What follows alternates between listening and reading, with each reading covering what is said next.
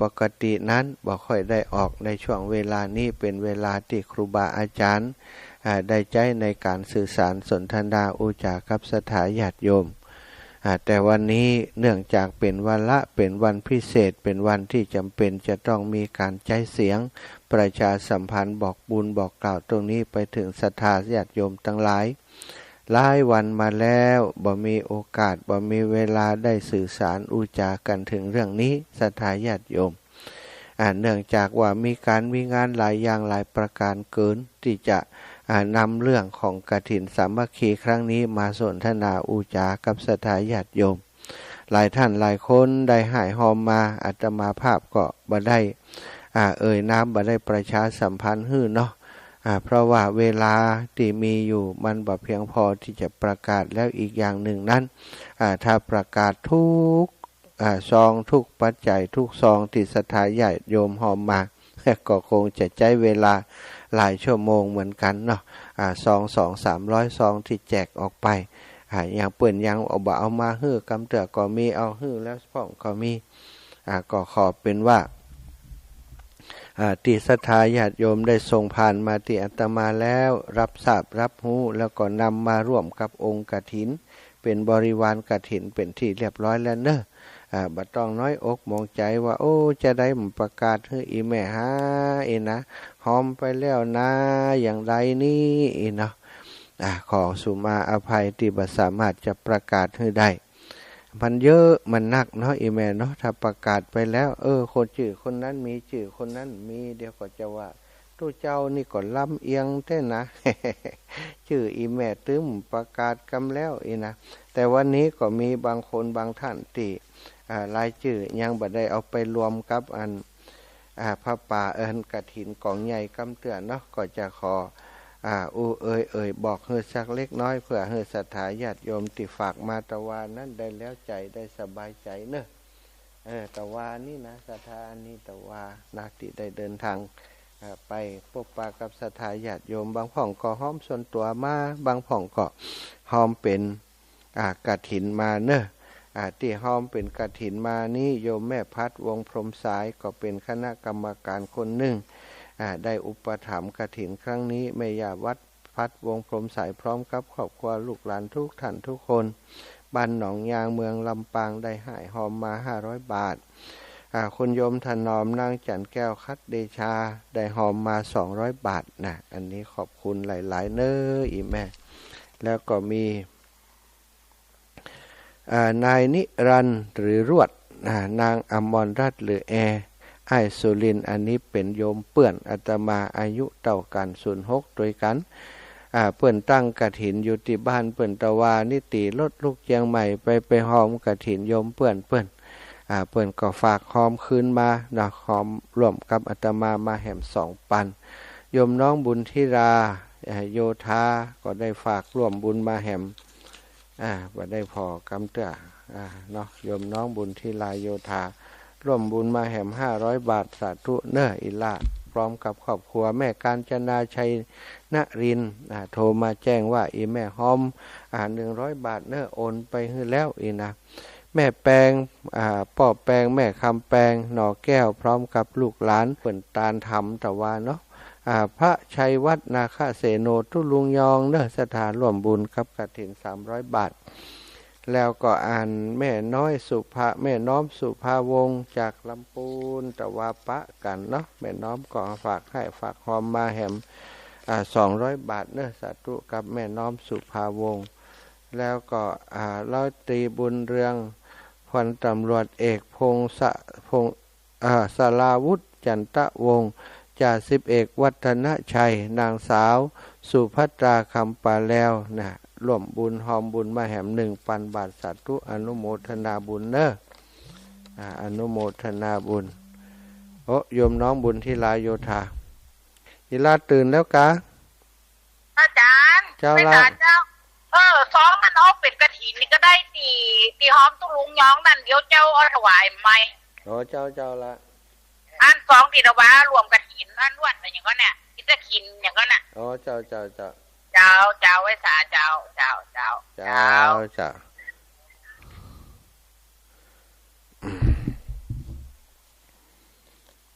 แล้วก็แม่เนียมหมื่นคำฟั่นบ้านปงใต้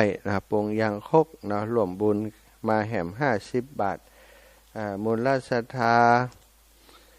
แม่ชวนชมพูแก้วปงใต้ร่วมบุญมาแหม100 บาทป่อจำรวยแม่ถนอมนามวงร่วมบุญเป็นการน้ำกาไฟ200ร่วมบุญกฐิน200ร่วมบุญถวายส่วนตัวแหม200อันนี้หลายรายการโยมแม่พันเอกป่อสมคิดแม่มาลัยกันที่ยะพร้อมครอบครัวพี่น้องปงใต้ร่วมบุญกฐินแหม40 บาทพ่อยนแม่แมวพรหมสารพร้อมครอบครัวร่วมบุญกฐินแหม100 บาทนางส่งกรานต์จำติ๊บพร้อมครอบครัวร่วมบุญกฐินมาแหม100 บาทแล้วก็ป่อแปงแม่คำแปงหน่อแก้วอันนี้เนี่ยก็ร่วมบุญท่านอาจารย์ตุลุงว่าไงครับออกอากาศอยู่ครับครับผม104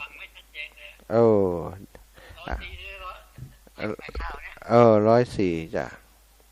ไม่ค่อยชัดนะจ้าไม่เป็นไรอดทนเอาอยู่ไกล สาธุครับครับผมครับอาจารย์ครับแล้วก็แม่จันคำศรียศอยู่ทุกอันเนี่ยก็สันตุลุงเปิ่นอยู่เชียงดาวพุ่นสดาเปิ่นเลยบ่ค่อยชัดเนาะร่วมบุญถวายส่วนตัว100 บาทสมจิตปันติร่วมบุญมาแหม40 บาทว่าไปแล้วก็แม่บัวขี่ทะโปถวายท่านอาจารย์สมชาติ100 บาทแม่พองม้วนแก้วบุญเรืองถวายมาแหม100 บาทแม่บัวขี่ทะโปร่วมบุญกฐิน100 บาทสาธุแล้วก็ป่อแปงแม่คำแปงหน่อแก้วร่วมบุญกฐินวัดอินทขินแหม100 บาทแม่ยายแก้วสิงแก้วร่วมบุญกฐินมาแหม100 บาทแม่จำเนียนใจตาร่วมบุญมา50 บาทสาธุเด้อ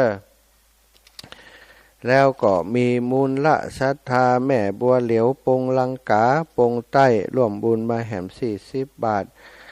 พระผลวรรณจักรบันปงใต้ร่วมบุญกฐินมา200 บาทแม่บัวลอยปงเทพปงใต้ร่วมบุญมาแหม100 บาทแม่บัวเร็วชัยอุดปงใต้ร่วมบุญมาแหม100 บาทแม่บัวเร็วชัยอุดปงใต้ร่วมบุญถวายส่วนตัว100 บาทแม่แสงเงินหรือว่าแม่หนูอ้ายสุรินถวายส่วนตัวมาแหมเต่าใดบ่ฮู้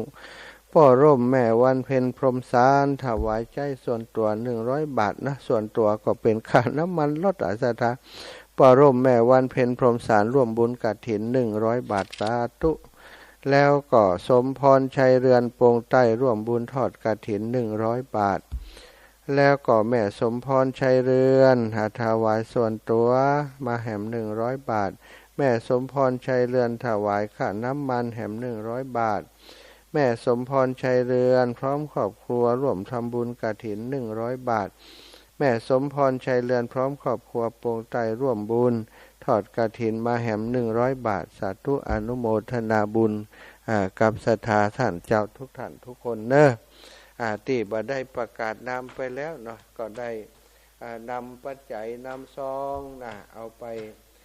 ร่วมใส่ร่วมสมโภชกฐินค่ำคืนที่ผ่านมาเอาไปเสียบต้นสตังเรียบร้อยแล้วเนาะส่วนที่ประกาศตะกี้นี้อันนี้มันมีที่เปิ่นถวายนู่นถวายนี่มาก็ยังบ่ได้จดชื่อคือเปิ่นกำเตือก็เลยบ่ได้เอาลงไปเนอะศรัทธาญาติโยมที่ฟังอยู่ตั้งบ้านตั้งจองพี่น้องตั้งเชียงใหม่พี่น้องตั้งลำปางนะทุกท่านทุกคนค่ำคืนที่ผ่านมาเนาะหลายท่านหลายคนก็โทรมาถามท่านอาจารย์จะเฮือไปถึงปุ่นกี่โมงนะ ที่เปิ่นเดินทางนะความจริงก็กับคนขับรถแล้วที่ลำปางวันนี้จะเดินทางมากัน7-8รถกันรถตู้เนอะจากทางเมืองปาน2กันเนาะรถตู้1กันรถส่วนตัวแหมบป.ก็รถส่วนตัวมากัน2กันทางในเมืองลำปางนี้ก็มีรถตู้อยู่6 7 กันศรัทธาญาติโยมที่จะเดินทางมาด้วยกันวันนี้ตู้ละประมาณ10 คนถึง11 คนเนาะประมาณ11 คนประมาณนี้แล้วก็จะมีรถส่วนตัวติดตามกันมาแหม2 กัน2 กัน3 กันก็คงจะเป็นประมาณคนอยู่ที่ประมาณคนสัก100-200 คนเนาะที่จะมาจากลำปางก็ต้องขอบคุณศรัทธาญาติโยมเน้อพี่น้องลำปางก็เป็นกำลังใจให้อาตมาเนาะเป็นกำลังใจให้อาตมาภาพซึ่งได้เป็นผู้นำบุญเป็นสะพานบุญให้ศรัทธาญาติโยมตลอดมาทำกิจกรรมที่ไหนศรัทธาหู้ก็ไปร่วมบุญอันนี้ก็ถือว่าถึงกันเติงกันเนาะถึงกันเติงกันวันนี้มีโยมน้องคุณครูชัดวลีบุญศิริเกียรติจากพระธาตุพนมอำเภอพระธาตุพนมจังหวัดนครพนมได้โอนปัจจัยมาห้อมบุญกับทุกปีเปิ่นแหม5,000 บาทสาธุอนุโมทนาบุญครับโยมน้องเด้อโยมน้องครูชัดวลีบุญศิริเกียรติเป็นครูเก่งเป็นครูดีเป็นครูที่ห่มปฏิบัติธรรมซะนะที่เขาได้ไปนครพนมเขาก่อนก็ได้คุณครูท่านเนี้ยคอยดูแลประสานงานให้ก่อนบางอันก็ครูบาอาจารย์คงจะอิดนักหนาในการประสานงานเนาะแล้วก็ยังมีครอบครัวของแม่ขจรสารปีแม่ขจรสารปีพร้อมกับครอบครัวลูกหลานของแม่ทุกท่านทุกคนได้หอมบุญกฐินที่วัดอินทขินมาแหม100 บาทเนอะสาธุโยมแม่ทุกงานแม่บ่เคยขาดเลยนะแล้วก็มีโยมญาติโยมที่อยู่ตั้งสันทรายลำพูนเนอะอันนี้เปิ่นก็ฝากหอมบุญมาอนุโมทนาบุญโยมนิเวศโยมแม่อย่างนี้ขอพ่อกำชื่อเปิ่นชื่ออายังกราบนมัสการท่านโยมมีกรบทหนึ่งอันนี้บ่อ่านเดี๋ยวเนอะบัดตันเอาล่ะชื่ออายังโอนไปแล้วเสาะหาชื่อเปิ่นพิมพ์ได้นี่ว่าโยมสันซ้ายมันได้ซะนะชื่อเปิ่นกำบ่ฮู้นั่นดังแม่น้อยกัดนัดให้ก้านี่ไหวสาเจ้าเอาก่อยว่ากันแล้วกันโยมเปิ่นโอนมาแล้วแต่เฮาบ่ฮู้ถ้ามีโยมที่ลำปางนายสายันคำเชื้อ100 บาทนางทะกะมนคำเชื้อ100 บาทนายธนภัทรคำเชื้อ100 บาทอนุโมทนาบุญเนอะโอนมาแล้ว300 บาทอันนี้เปิ่นร่วมบุญหลายอย่างนะแม่จันปัญญาตอนนั้นเปิ่นร่วมบุญกับคณะของเปิ่นโยมทะกะมนนี่ได้ร่วมบุญอันน้ำท่วมตัวนะกับอาตมาภาพขอบคุณเป็นอย่างสูงเนอะขอบคุณทุกท่านทุกคนศรัทธาญาติโยมตังปุ้นตัวนะตังบ้านฟ่อนเขาโยมน้องสมจิตอินทรวิจิตนี่กับคณะศรัทธาตังบ้านฟ่อนอันนี้ก่อนอุมากับนมัสการพระอาจารย์วันนี้สถานีวิทยุบ่ดี แต่คืนบ่ดีแตะเนาะแม่รัตดาอาการเรือนฝากหอมบุญมา500 บาทเนอะโยมแม่รัตดาอาการเรือนอยู่เมืองลีละปูน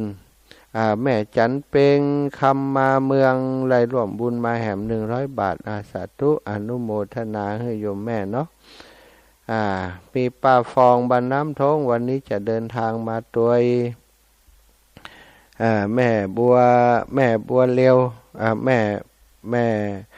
วันนี้พี่น้องตังปุ่นก็มาเนอะสถาพี่น้องตังบ้านนางแลนะวันนี้บังคับเพื่ออีแม่มาอีแม่ไปตั้งไก่บ่ได้จะเมารถหื้อหน่าย จำเป็นได้มาแล้วแม่บัวลอยสายเขียวแม่พิษสมัยเขื่อนคำแสนเนาะเป็นป่อเป็นแม่เป็นปีเป็นน้องอันทำกิจกรรมด้วยกันหลายอย่างหลายประการมา เคารพนับถือซึ่งกันและกันอาตมาก็เคารพนับถือโยมแม่เขาเป็นแม่เป็นพี่เป็นน้องเนาะโยมแม่ก็นับถือเป็นครูบาอาจารย์เป็นสะพานบุญให้กับเปิ้นแหมครอบครัวหนึ่งอันนี้ครอบครัวนี้ทำติ๊กทำบุญนี่นะแม่ทองเครือชัยคันธานี่นะแม่ทองเครือชัยคันธาซึ่งเปิ้นมีหลายคนหลายท่านขอร่วมบุญกฐินเนี่ยหลายวันที่8ก็ร่วมบุญมาแล้ว8พยเจ้าร่วมบุญกฐิน200ค่าน้ำกับไฟ100สมทบสถานี100ถวายส่วนตัว100คณะลูกหลานของแม่ทองเครือชัยคันธาซึ่งมีนายสมคิดนางสุรพานายคมคิดอำพันธ์นายสุรชาตินางวัฒนาอุปป้อนางสาวธัญพัฒน์กิรตาพันกุลและรวมกันแล้วเป็น500 บาทอันนี้โอนมาแล้วเนอะอันนี้ก็โอนมาแหมโอนมาเข้าร่วมบุญแหมพระอาจารย์ขอร่วมบุญทำบุญวันพรุ่งนี้200 บาทวันที่18ตคก็เอามอบไปให้กับทางวัดพระธาตุดอยน้อยแล้วเนอะตะวาเนาะแล้วก็วันนี้พี่สาวโอนให้แล้วเจ้าอีหรอเรียบร้อยสาธุอนุโมทนาบุญกับโยมแม่ทองเครือชัยคันธาพร้อมกับลูกหลานของอีแม่ทุกท่านทุกคนเนอะมีหลายท่านหลายคนก็ได้แจ้งมาต่างโอนมาเนาะต่างเฟซต่างไลน์ติดต่อกันได้เปิ้นก็โอนปัจจัยมาสนับสนุนบางคนบัดได้มาเปิ้นก็ฝากปัจจัยมาแบบนี้เอาซองไปแจกบัตรตันน่าศรัทธาใจวิธีโอนมาหากันเอาติดแจกซองได้แจกซองตันก็เอาซองไปไว้ให้เปิ้นวันนี้หลายคนเปิ้นก็จะเอาติดตั๋วเดินทางมาด้วยก็ต้องขอบคุณนะเนาะขอบคุณอนุโมทนาบุญให้กับทุกท่านทุกคน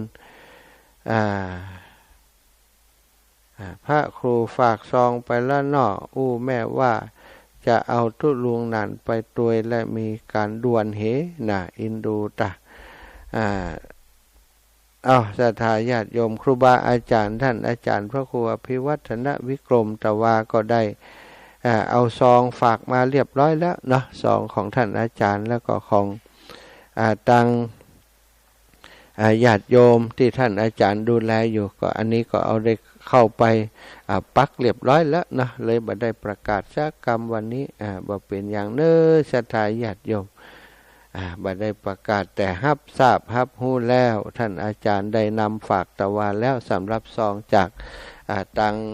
วัดปากทางเจริญนะอันนี้ขอแหมชุดหนึ่งสำหรับศรัทธาญาติโยมที่เปิ่นโอนผ่านมาทางนี้เน้อโอนผ่านมาทางนี้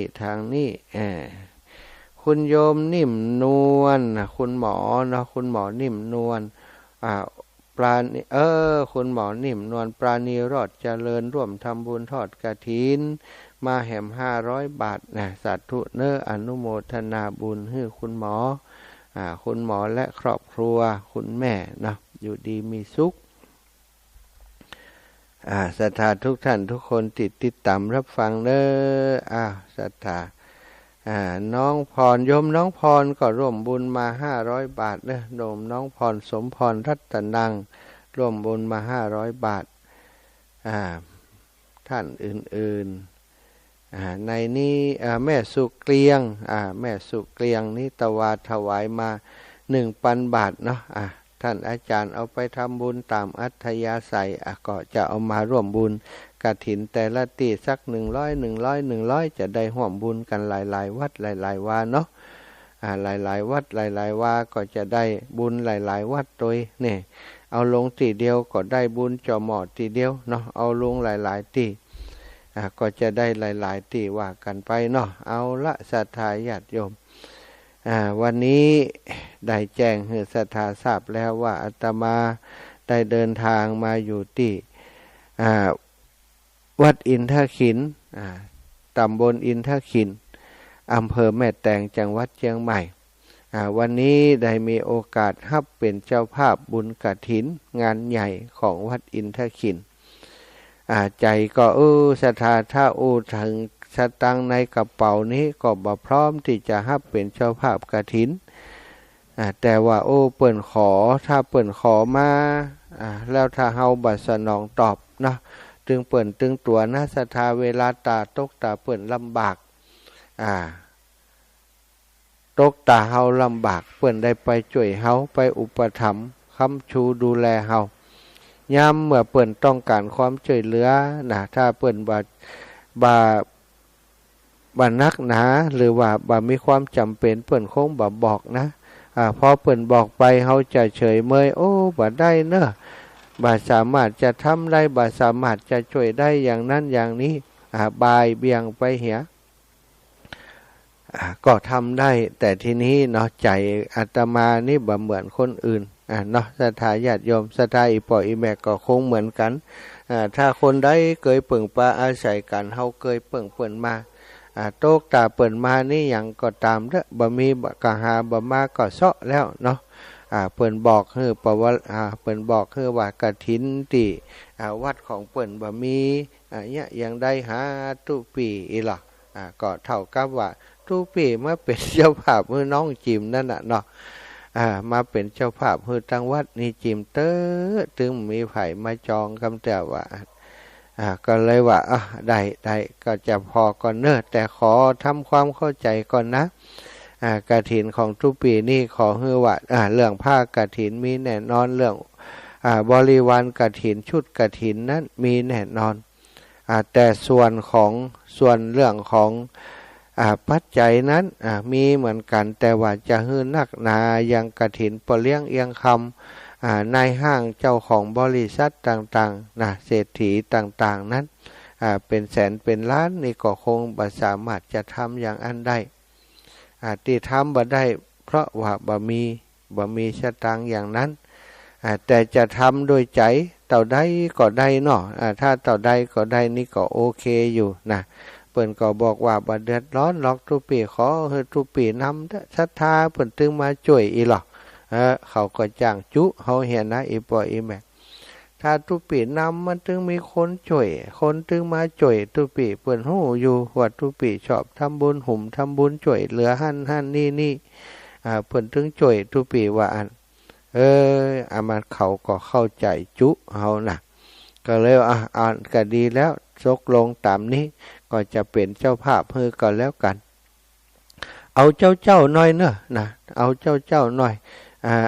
ถ้าเอาตอนกลางช่วงเทศกาลกฐินนี่มันตรงกับงานของครูบาอาจารย์นักก็บอกเอาเจ้าหน่อยจะได้บัดตรงกันเอาวันที่19สถานแล้วออกวาสาแล้วได้วันเดียวเนาะออกวาสาวันที่17วันที่18ตักบาตรเทโววันที่19เริ่มต้นเลยจับพอดี19เก่าดี10ดีวันเสาร์พอดีวันที่19มั่นขันสถานเปิ้นเลือกเอาวันที่19ก็19โดยเปิ้นพอวันที่19มาพอตารางเวลาครูบาอาจารย์โตศรัทธางานอย่างมันนักล้ำเหลือช่วงนี้ครูบาอาจารย์แต่ละรูปแต่ละองค์ท่านอาจารย์ใหญ่พระครูอภิวัตวาปะกันท่านอาจารย์ว่าวันผูกนี้ 3-4 งานท่านมหาถ้าจะไปบ่ค่ำบ่แรงเพิ่นเนอะถ้าไปมันได้อย่างใดก็จะบอกให้คุณโยมเพิ่นคนเดียวเนอะอีว่าอันรูปอื่นๆก็เหมือนกันศรัทธาหลายรูปหลายองค์แต่ก็มีส่วนหนึ่งเนาะหลายรูปหลายองค์เปิ่นมาเหียตะว่าแล้วแต่หลายรูปหลายองค์ก็คงบ่ได้มาเป็นน้ำแล้วอย่างว่านั่นเนาะแต่ที่แน่ๆวันนี้เนอะหลวงปู่พระครูปฏิภาณธรรมทินพร้อมกับคณะสงฆ์ตั้งอำเภอเวียงป่าเป้าเมืองน้อยเปมารามพระครูบวรธรรมาภิรามก็จะมาท่านอาจารย์เสาแก้วก็จะติดตามหลวงปู่มาสนะศรัทธาจากต่างเวียงป่าเป้าคงหลายผู้หลายท่านอยู่ปนานวินเขาก้าแม่สีดาเขาก้านี่ติดตามหลวงปู่มาแม่จิรพันธ์หมู่ป้อแม่จำรุแม่บัวรวยแรงจริงนะกับคณะต่างวังเหนือก็จะมากันก็ต้องขอบคุณครับคณะศรัทธาโยมแม่โยมปอดทุกท่านทุกคน ที่ได้เป็นกำลังใจให้กับตังโยมพนิตาพรหมมินทร์วัดบันเจ้าคณะศรัทธาของวัดอินทขินแล้วก็ร่วมโดยช่วยกันกับอาตมาภาพในฐานะที่เป็นกำหนดคือเป็นเจ้าภาพใหญ่ว่าอันนะเจ้าภาพลักคือกับเปิ้นก็สถาญาติโยมได้มาวันนี้ก็ถือว่าจะมาเป็นกำลังใจให้ตึงสองฝักสองฝ่ายตึงเจ้าภาพแล้วก็ผู้ที่ดำเนินการอันตัง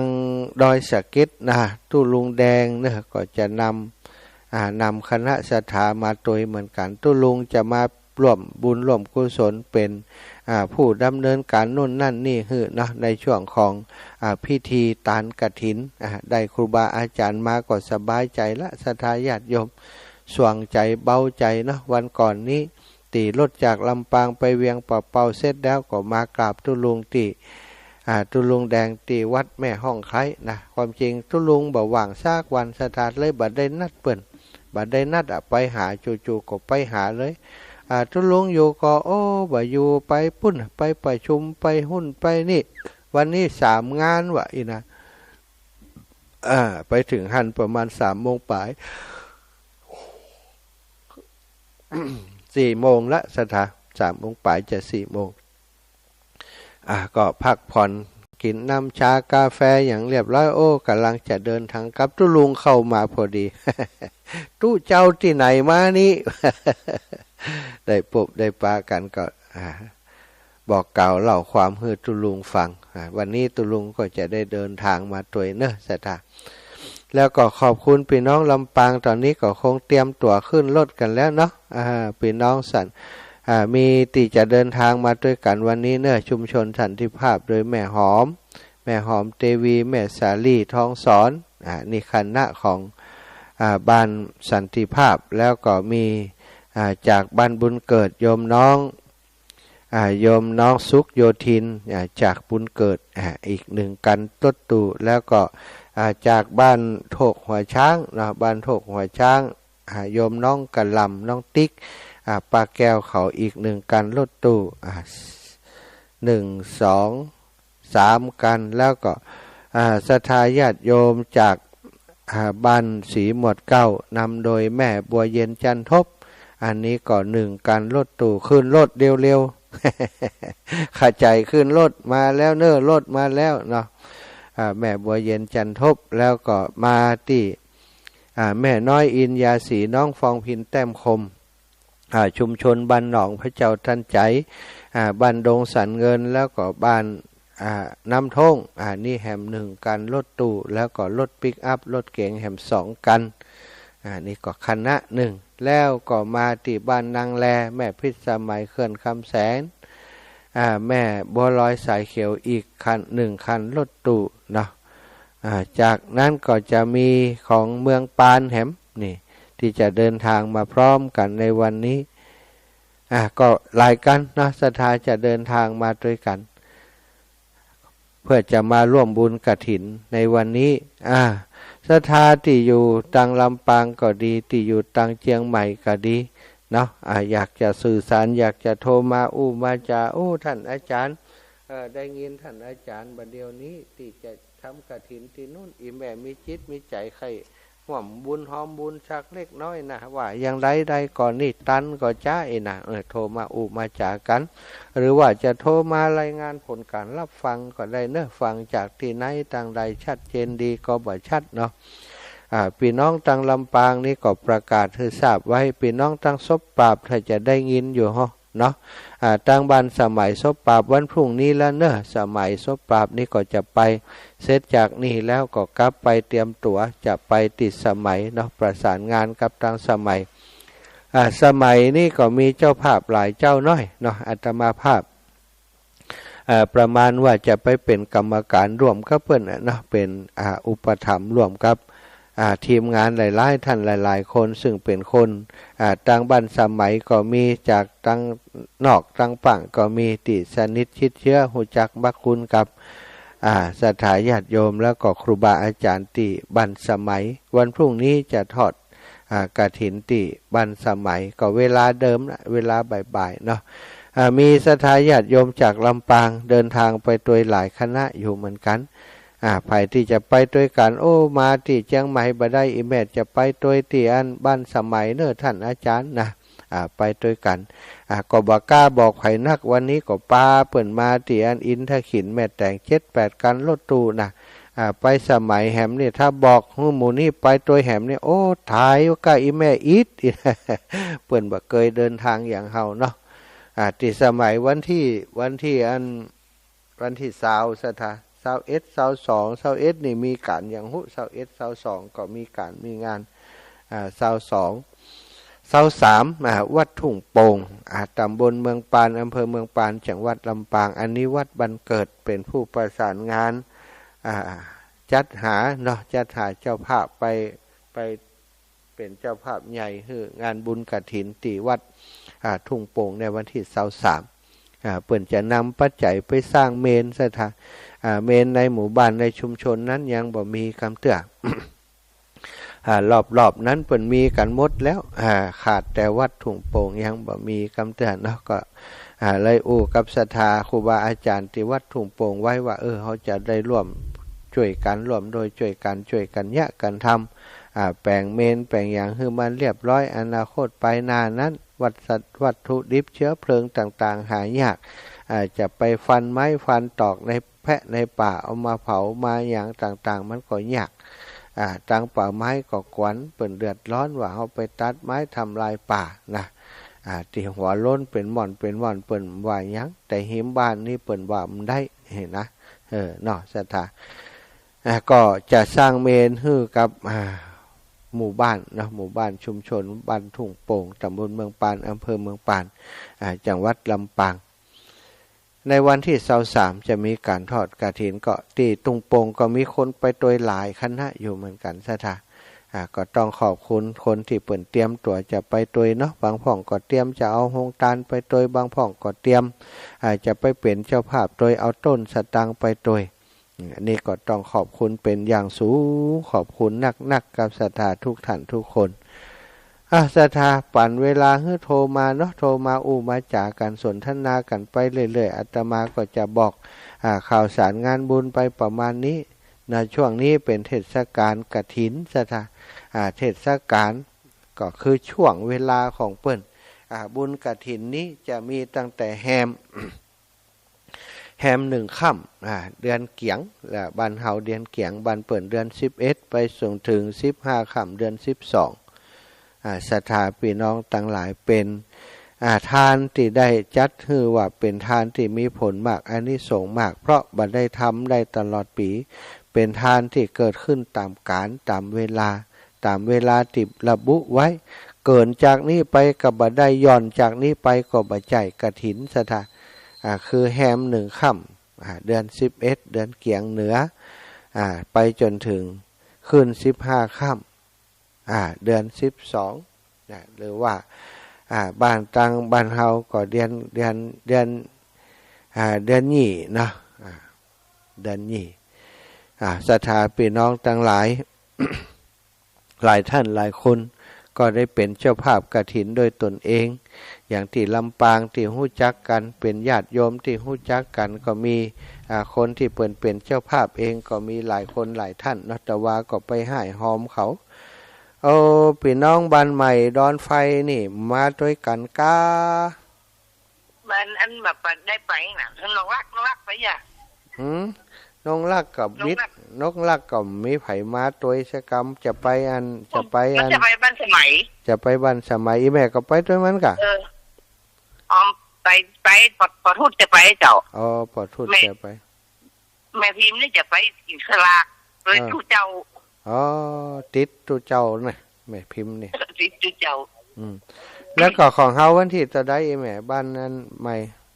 ยังมาได้บันนี้ที่เจ้าจะบอกเขาเด้อน่ะถ้าได้มีมได้ก็บอกเนาะถ้ามีโอกาสจะหอมอันนี้ไปแล้วน่ะ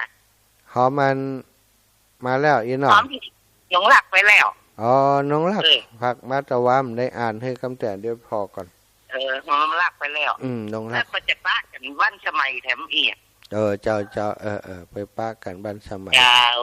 เจ้าปีเนอะที่เดินทางไปเจ้าเอแม่มาถึงตะวันแล้วแม่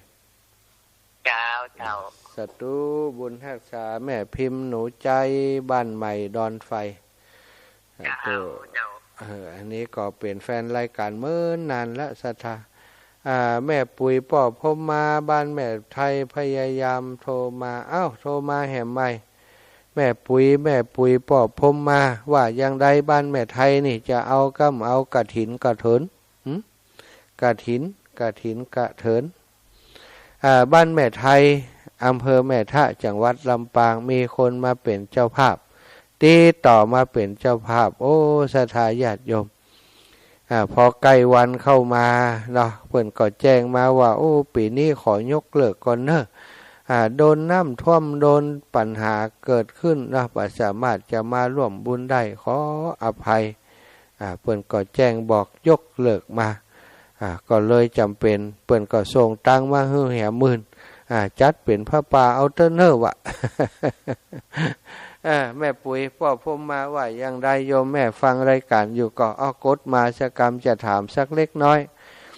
จะนัดหมายลงพื้นที่ไปดูว่าติวัดแม่ไทยนั้นเปิ่นจะมีความพร้อมแค่ไหนถ้าเปิ่นมีความพร้อมเป็นกฐินสามัคคีได้นะก็จะมีญาติโยมไปเป็นเจ้าภาพเนอะก็คงจะนัดหมายเวลากันนัดหมายเรื่องราวต่างๆการจัดการจัดงานจะทำอย่างใดแบบไหนเนาะแม่ก็วันก่อนโทรหาแล้วโยมแม่บ่ฮับนะแม่ปุ๋ยป่อภูมิมานี่นะโทรไปก็เล่นตัวเฮียบ่ค่อยฮับ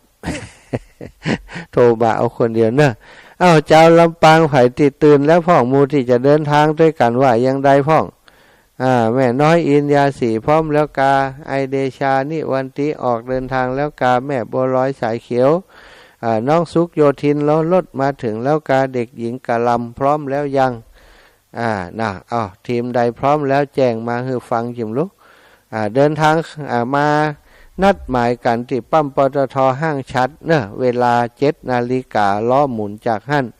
มาถึงเพประมาณ10 โมงเพื่อนอาสถาจะบอกมาเจ้านิ่มใจว่าโอ้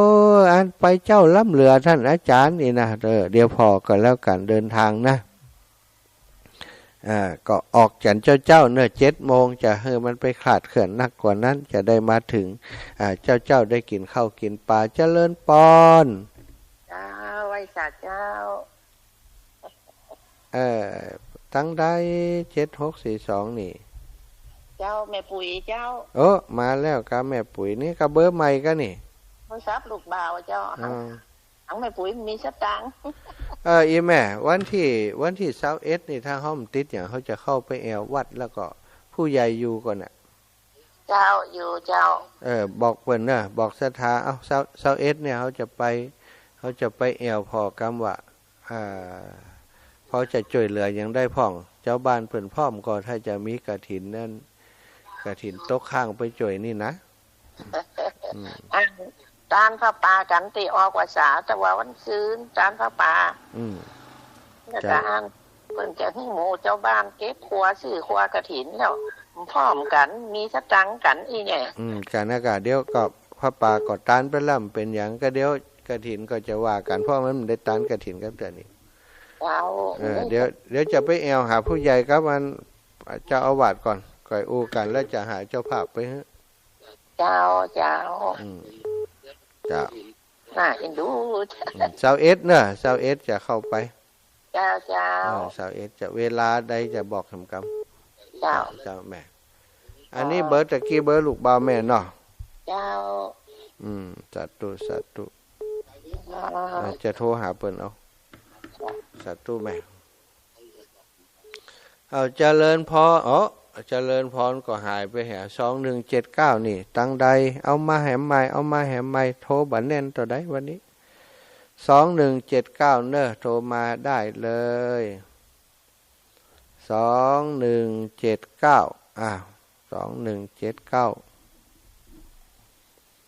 21792179จากที่ไหนตั้งใดเนาะตอนนี้ลำปางน่าจะขยับเดินทางแล้ว5:41นะรถทีมงานรถตู้เปิ่นมากันเป็นคณะรถตู้คณะนี้สุดยอดทวัชชัย 5-6กันเปิ่นบริหารจัดการเองเนาะสั่งไปกันเดียวแต่อันเอากี่กันอาจารย์อีโล เอากี่กันเอา6กันเอา6กันจัดมาส่งจื่อไปให้เปิ้นโทรไปหาคนนี้เนอะโทรไปหาคนนี้เนอะโทรไปหาคนนี้เนอะเปิ้นก็ดำเนินการจัดการกันเองซะท่าเจริญพรนักการเจ้าแม่เพชรบวกเป็ดค่ะแม่เพชรบวกเป็ดเนาะเจ้า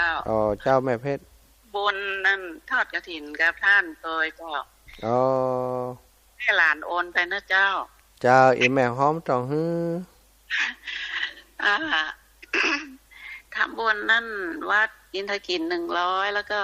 วัดบรรพตสถิต100นะเจ้าบพ100เนาะจ้าขอบคุณแม่เพชรนามสกุลอย่างนี้สีมินิพันธ์นะเจ้าสีมินิพันธ์เฮาอันจะได้บันทึกไว้อันนี้เบอร์ใหม่กะอันนี้เบอร์ใหม่ค่ะนั่นเก่าหายแซ่บอันแจ๊ตกน้ำเนี่ยดีใครได้ของใหม่เนี่ยเอาแจกน้ำล่ะฮะเอาไปแจกน้ำหาวัดตกน้ำนี่ มันถึงจังหมอกับอันตกน้ำก็ตกใส่ของแข็งก็นี่นะเนาะแม่เนาะเราโอนไปร่วมทำบุญนะเจ้าโยมแม่เจ้าก่อยอันสะสมไปกำน้อยเนาะกำน้อยว่าที่วัดนี้มันก็อันจะมีเจ้าวันที่26น่ะ26ล่ะตรงกับวันอย่างนี้26วันเสาร์กะเจ้าวัดปะบงน้อยแต่ที่เลยวัดเลยบ่สร้างมานะเจ้าจากป่าบงน้อยเนาะแม่เนาะน้อยเทพอินทรามมีเจ้าภาพใหญ่อยู่ก้าแม่เพิ่นก็มีพ่องเจ้าก็ร่วมสามัคคีกันเนี่ยรวมสามัคคีกันต้วยไปปล่อยกับเจ้าภาพมันจะได้เหมือนนักเนาะแม่เนาะสาธุทีละน้อยนะคะเก็บบุญหอมบุญไว้ทีละน้อยออกพรรษาก็มีโอกาสได้ทำบุญโดยเปิ่นหลายบุญอยู่สาธุจ้าบุญรักษาโยมแม่เนอแม่เพชรศรีมินิพันธ์พี่น้องจากสันกำแพงสันทรายสาธุศรัทธาญาติโยมอยู่ที่ไหนตั้งใดแจ้งบอกกันมาฟังแล้วก็อาจจะอยากช่วยร่วมด้วยช่วยกันเนาะก็ช่วยกันได้เนอยังปิดรับสมัครแต่สำหรับวัดอินทขินก็พุ่นจนถึง10 โมง 11 โมงพุ่นเนอภายที่มีเบอร์โทรของอาตมาคือใจได้หลายใจตันท่านอาจารย์อีแม่ขอร่วมด้วยสักน้อยสัก30 40 50 100ได้นะโทรมาหาก่อนจะบอกอย่าโอนมาตั้งใดอย่างใดก็จะแจ้งบอกกับศรัทธาญาติโยมเอาจนถึง11 โมงนะหลังจากนั้นก็จะเคลียร์ละว่าได้ต่อใดเนาะบันทึกเบอร์ไว้กรรมแม่เพชรศรีมินิพันธ์บ้านบวกเป็ด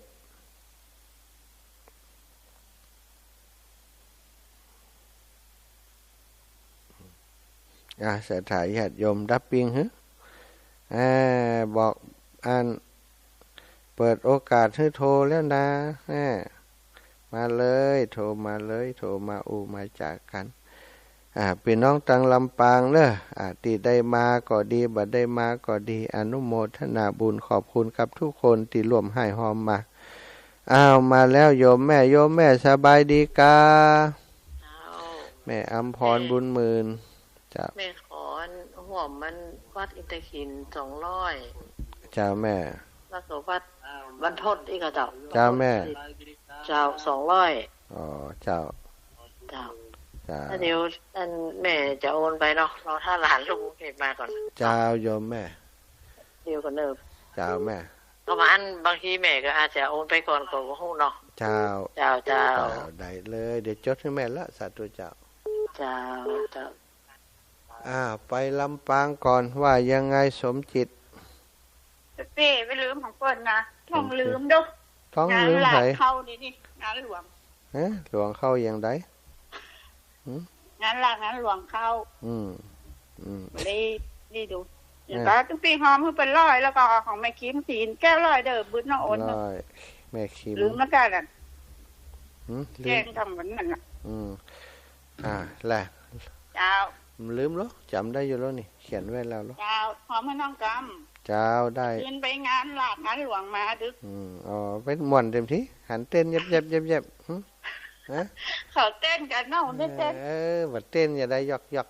นั่น เจ้าโอเคเจ้าเดี๋ยวเอาไปนานละ สาธุละน้องสมจิตอินทละวิจิตเนาะอยู่บ้านฟ่อนศรัทธาการสั่งสมบุญเป็นชื่อนะบุญเป็นชื่อของคุณงามความดีผลของบุญเป็นชื่อของความสุขความสุขนี่ก็คือผลจากการทำคุณงามความดีสั่งสมอบรมกันไว้เนาะเราต้องการคุณงามความดีต้องการคนมีความสุขเจ้าแม่ขอโมทนาสาธุโดยเด้อได้เลยได้เต่ากันมันได้หอมหอมนักละลูกปั่นกันพร้อมปั่นคนอื่นหอมผ่องรบกวนว่าจันนึกจะอีกนึงก็เจ้าสาธุขอโมทนาสาธุโบชนาก็ได้บุญไปเลยเจ้าบุญรักษาแม่เนอแม่ปาวลีแม่ยาเล็กเจ้าไอ้สาเจ้าอาจารย์ช่วงตอนพุทธแม่ก็ไปโดยสมจิตนั่นน่ะเจ้าเจ้าได้เอามาไปโดยสมจิตน่ะน้องว่ามันไข่ไปด้วยกันได้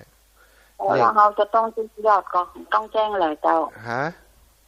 ของแม่ได้จะได้ห้องผมต้องบอกแหละได้กี่แสนบอกกันได้หรอมันได้200,000 โอเคได้2,290เจ้าดีกะสุดยอด290กะ290เล่นกับ290แล้วอันนี้หันเจ้าเนี่ยก็ป่วยทานแม่ก็ทำแล้วเนาะเจ้าดีกะป่วยทานเนี่ยเอาไปที่นู้นเพื่อเขาได้ช่วยกรรมไปเนาะใจละแม่เจ้าตะอีนะเจ้าไว้สาธุบุญรักษาโยมแม่เด้อเจ้าพี่น้องตังเวียงป่าเป้าเนาะพี่น้องตังเวียงป่าเป้าพี่น้องตังเมืองฝางตังเมืองฝางก็จะมากันเนอะวันนี้คุณโยมกนกพิชัยนาจากเมืองฝางก็จะมาต้องขอบคุณคุณโยมและคณะที่โทรมามาจามาบอกว่าจะเดินทางมาเนาะศรัทธาญาติโยมตังเวียงป่าเป้านี่เขาคงจะติดตามหลวงปู่พระครูปฏิภาณธรรมทินมาหลายท่านหลายคนขอบคุณล่วงหน้าเช่นเดียวกันเด้อช่วงนี้ฝนฟ้าก็คงจะห่างจะเหินไปพ่องละอากาศเริ่มค่อยเริ่มเย็นมาเย็นอ่อยๆตอนเจ้านี่ก่อนห่มผ้าปุ่มได้อยู่เนาะจากมา8330จะเลินพรเจ้าอาจารย์คำสารแล้วเจ้าแม่นแล้วโยมแม่อันนี้แม่ค้ามันประตูมาเลยเจ้าแม่ค้ำประตูมาเนาะตัวใหญ่ปลาเลิ้งนะเจ้าเจ้าตัวมาเลิ้งตัวมาเทนเจ้าเจ้าโยมแม่เจ้าจะไปเจ้ามันมีเปลี่ยนหนองเดียวหนองเป็นเพ่งกระต่ายไม่เห็นละนั่นแท้แล้วเดี๋ยวนี้เจ้าจะอ้อมกันถิ่นลอยเจ้าหนึ่งเจ้าอีแม่ตีวัดอินให้ขินแหละวัดอาจารย์นั่นกะวัดบรรพตเนาะเจ้าแล้วกับเบียงร้อยเจ้าหนึ่งวัดกฐิน100กับเบียง100เนาะเจ้าแล้วเจ้าจะโอนไปเดียวในเจ้าหนึ่งได้เลยอีแม่น้ำสกุลยังก็เขาลืมไป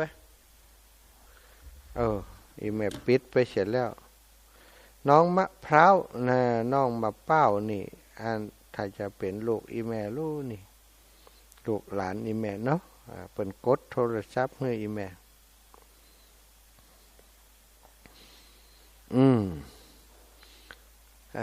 น้องมะพร้าวหลานแม่คำประตูมะ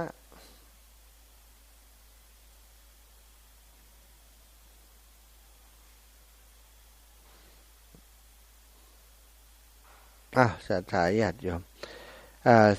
4:51 นาทีนะตอนนี้เสียงที่กระจายไปก็คงจะไปที่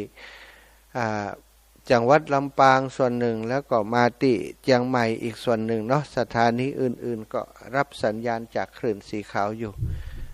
ศรัทธาญาติโยมที่ฟังอยู่เชียงใหม่ตะกี้ตังสันทรายตังสันกำแพงตังตัวเมืองเชียงใหม่แจ้งผลการรับฟังมาแล้วก็ติบ้านตังปุ้นเนอร์เจียงดาวแจ้งผลการรับฟังมาช่วงนี้เป็นฤดูหน้าเทศกาลงานกฐินกฐินนี้เป็นบุญที่มีอานิสงส์ถึง2ฝ่ายเนาะศรัทธาปกตินี้อานิสงส์จะเกิดแก่ญาติโยมฝ่ายเดียวแต่นี้ในส่วนของกฐินนั้นจะเป็นบุญที่เกิดอานิสงส์ถึงพระสงฆ์องค์สังฆเจ้าผู้รับกฐินแล้วก็ศรัทธาญาติโยมผู้เป็นเจ้าภาพกฐินงานกฐินอย่างที่เฮาฮู้กันว่าเป็นงานที่บ่ใจว่านึกอยากจะทำก็ทำได้ศรัทธาญาติโยมจะต้องดูการดูเวลาก็การเวลาที่จะทำบุญกฐินได้นั้นออกพรรษาลาพระเจ้าแล้ว1 เดือนแฮม1 ค่ำเดือนเกียงเหนือเดือน11ใต้ไปจนถึง15 ค่ำเดือน12นะก็เดือนนี้นั่นเองศรัทธาแม่เพียรแก้วหนองยางโอ้โยมแม่เจริญพรพระอาจารย์เจ้าโยมแม่เทียนจะหอมกฐินพระอาจารย์เริ่มที่ไปเชียงใหม่นั้น100นะเจ้าแม่ถ้าจะเราหังไปหลวงจันทร์ตาลโมนนะเจ้าพระอาจารย์เป็นพาโยมแม่ไหวเจ้าเทียนหอมก่อนมาเป็นเทียนหอมเพื่อเป็นทำ100นะพระอาจารย์แม่มันเริ่มเป็นหอมน้ำท่วมโยมแม่ก็โอนให้พระอาจารย์ไปแล้วเดี๋ยวนี้ไปอย่าฟังอยู่โยมแม่จันตันมนเนอะโยมแม่อุ้ยจันตันมนตอนนี้โยมแม่เทียนหอมให้แม่แล้วเนอะ100 บาทเป็นว่าเป็นมาโทว่าเป็นคนเฒ่าใครทำก็ไม่เทียนแล้วแม่ก็เกรงใจแต่เขาก็กลัวว่าเป็นพาเขาไว้เขากลัวว่าเป็นเขาอีเนาะอีแม่เนี่ยโทรมาเถอะมันต้องเกรงใจโทรมาบอกเถอะแล้ววันนี้โยมแม่ก็หอมเดี๋ยวแม่จะโอนโยมแม่จะโอนไปซื้อผ้ามาหาเลิศเจ้าแม่สาธุแม่จะเป็น200แล้วเจ้าผ้ามาหา200แม่200ของแม่100ของแม่จัน100เนาะเจ้าประกาศปัญหาเรียบร้อยละประกาศละจ้าสาธุแม่จันแม่บัวขีดถ้าโปบันจุดหลวงโยมแม่ถ้าจะได้เพิ่มกันนี่มาบอกเลยแม่บัวขีดถ้าโปตะกี้ติดสายอยู่แม่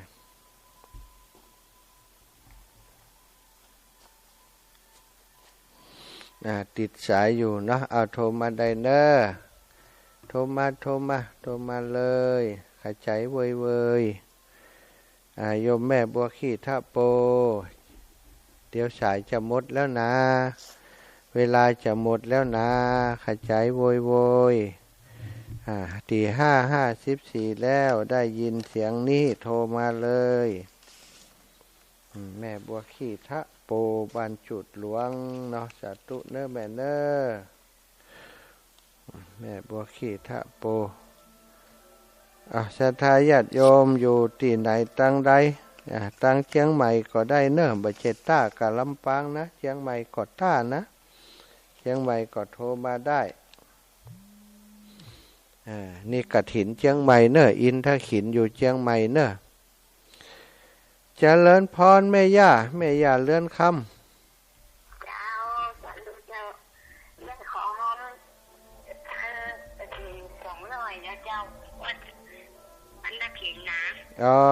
คำตาเทพ200แล้วก็สมัย200นะเจ้าสมัย200เจ้าแม่เจ้าจดแล้วประกาศแม่เลื่อนคำตาเทศร่วมบุญวัดอินทขินกฐิน200 บาทร่วมบุญกฐินวัดสมัย200 บาทอนุโมทนาบุญกับแม่เนอสาธุขอบคุณจักเลยเจ้าโยมแม่เจ้าทุกงานโยมแม่เรือนคำนี่บ่เคยขาดเคยหายเลยช่วยทุกงานสาธุอนุโมทนาบุญโยมแม่เรือนคำเป็นอย่างสูงเด้อตอนนี้เวลาตี 5 56 นาทียังมีเวลาศรัทธาญาติโยมที่จะโทรมามาจาโทรมากันได้เนอะ0808844173 จากตังลำปางโลว่าฉันได้บ้องจากตังลำปางนี่ตังลำปางแม่บัวขี้ทะโปโทรมาแถมใหม่ติดแล้วแม่บัวขี้ทะโปว่ายังได้เอ่ยเจ้า สันแต่ว่าแม่ลืมหอมให้น้องลืมต่อใด100 บาทอีน้องหอมหยังหอมกระถิ่นเนี่ยกระถิ่นวัดอินทกินเนี่ยอีน้องชื่อหยังนางสาวหยังเพชรรัตน์นะคะเพชรรัตน์นางสาวเพชรรัตน์เจ้าปางชัยโสมศรีปางชัยกะนายชันชัยนางสาวเพชรรัตน์โสมศรีชันชัยสมศรีเจ้า100 บาทเนาะเจ้า100 บาทอนุโมทนาบุญให้กับน้องสาวน้องบ่าว100 บาทกฐินวัดอินทขินเนอะอยู่ดีมีสุขกำลังตื่นกะกำลังตื่นกะตื่นตะกี้ฝนอ้อยลงมานี่ว่าแม่แล้วรับต่ออีกบ่รับอยู่นี่ฮะอย่านิ่งเข้าเป่าไฟนิ่งพักนิ่งอย่างนั้นเตรียมไว้วันที่8จะมีญาติเข้าเจ้า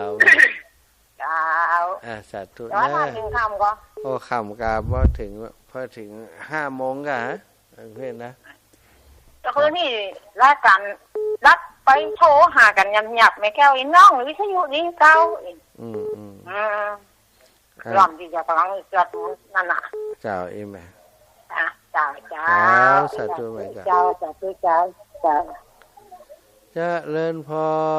รโยมแม่ร้อยตีหญิงอาริยาทำบุญวันเกิดเจ้าอินทขินแม่เจ้า100 บาทแม่เราจะให้แม่โทรโอนไปให้แม่เจ้า100 บาทสาธุแม่สาธุจ้าสวัสดีเจ้าแม่น้อยอุตุดีเจ้าทุลูกชอบให้แม่100เนอะวัดกันถินวัดอินทขินนะเจ้าเมื่อแม่โอนให้เนอะเจ้าแม่เจ้าได้เลยเจ้าสาธุเนอะอนุโมทนาขอบบุญขอบคุณแม่เนอะเจ้าสาธุเจ้าศรัทธาญาติโยมตอนนี้เวลาจะหมดชั่วโมงแล้วก็ปั่นเวลากับต่างศรัทธาได้โทรมาพอสมควรเนาะต่อไปก็จะได้เปิดเพลงเข้ารายการเสียงหน่อยก่อนเดี๋ยวชั่วโมงต่อไปก็อุจากันต่อเนาะสาธุเนอะขอบคุณอนุโมทนาบุญทุกท่านทุกคนจัตตารโอธัมมาวทันติอายุวันโนสุขัง